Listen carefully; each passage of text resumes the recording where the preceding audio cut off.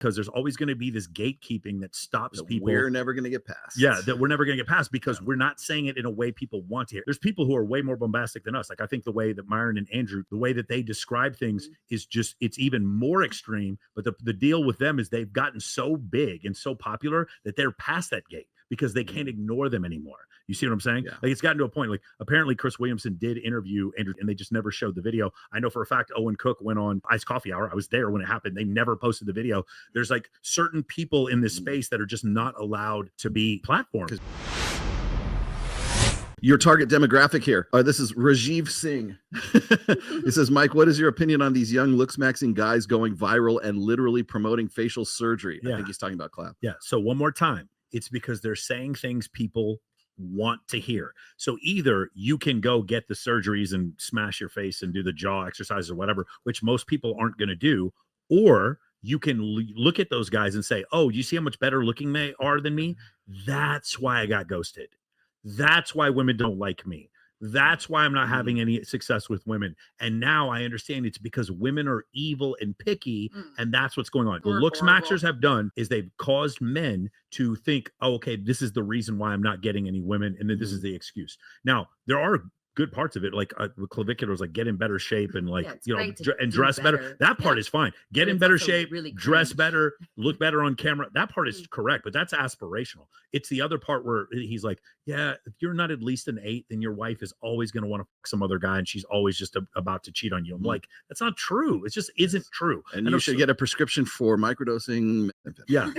For his standpoint, I just think he's, new kid on the block. He's 19 years old. He's just saying what, but the thing is, he's saying, because you remember that other clip he had? He goes, women above 22 are useless. Do you remember that? It's pretty funny. Well, he says it, but why is he saying that? He's saying that because he's with Myron, and he's saying things that people want to hear. Yeah. Again, if you guys want to go viral on social media, don't say things that are, transgressive, and don't say things that are scientific, and don't say things that are true. They could be true, or maybe they're not true. Say things people want to hear, and you will go mega viral. Unfortunately, I'm trapped in a space where I can't do that.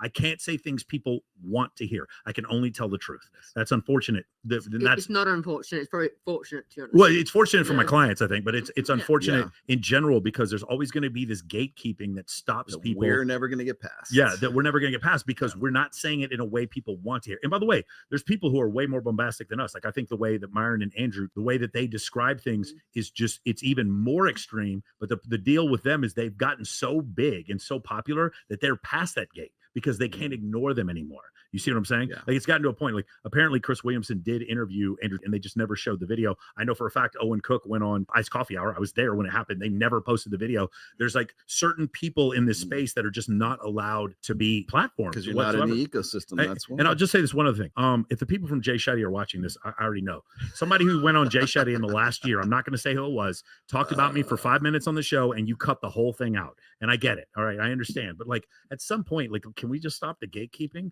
If you're so afraid, why don't you have me on your show? And then if you don't like the episode, don't show it. The problem is your audience isn't going to like me. That won't be the problem. The problem is your audience is going to like me. The problem I have is when the gatekeepers decide that they're going to look over the gate and then go, oh, that Mike Sartain guy, I'm going to take that from him and take that from him. And oh, there's Rollo. I'm going to take his shit over here. And I'm going to cook it up into a big fucking goulash and then pretend it's my fucking and then shit. go on Oprah and start talking about, we just came out with this idea. Yes, exactly. Inequity. Oh, we came up with this brand new idea. And then everybody goes, oh, Rollo said that 20 years ago.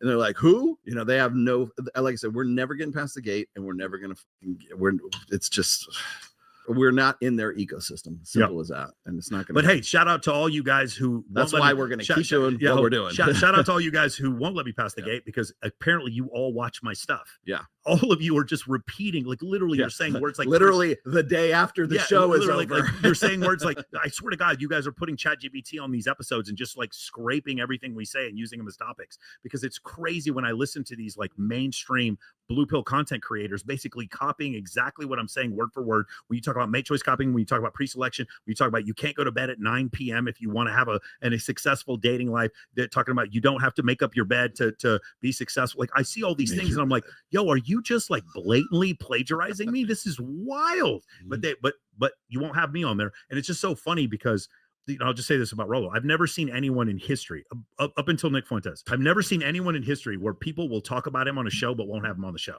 Nobody more than Rollo. Yeah. I've never seen anything like it. The number of times he's been brought up on Tom Bilyeu, Lewis Howes, Chris Williamson, all these other Rob shows. Henderson. Rob Henderson, Lex Freeman. But you have you feel comfortable talking about him, but you won't have him on the show. It means you're doing something right. Yeah. It makes them my- uncomfortable. My favorite part is when they go, well, I have him on mute and I don't know much about him, but for the next 45 minutes, I'm let gonna me talk- tell I'm you gonna describe everything about this guy. And the other one is Yeah. like for Jay Shetty to cut me out of the video the interview. At least I know he knows who I am. Like that's enough proof for Say me. my name. It's just wild. So the thing is, like, we just crossed 4,200 clients. We had 70 guys join. Say my name.